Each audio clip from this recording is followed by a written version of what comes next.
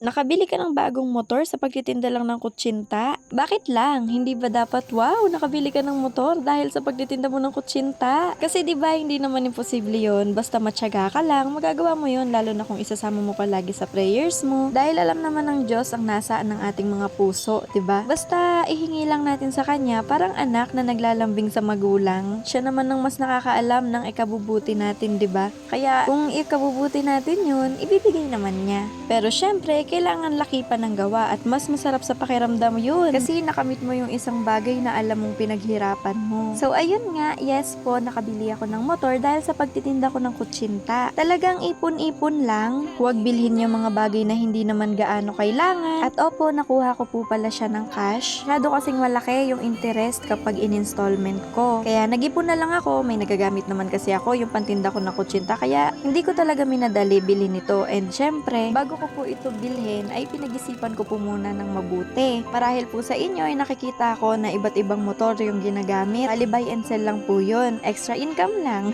At ito pong motor na ito ay gagamitin natin sa ating Anbenzur. Saan ko nakuha yung Anbenzur? An is my name and Zur short for Azur. Ayun po kasi yung pangalan ng aking patio. So guys abangan nyo ang aking motovlogging Anbenzur. Uunti-untiin nating libutin ang ganda nitong Pilipinas gamit si Azur. Ayun lang, maraming salamat sa Diyos. Jane!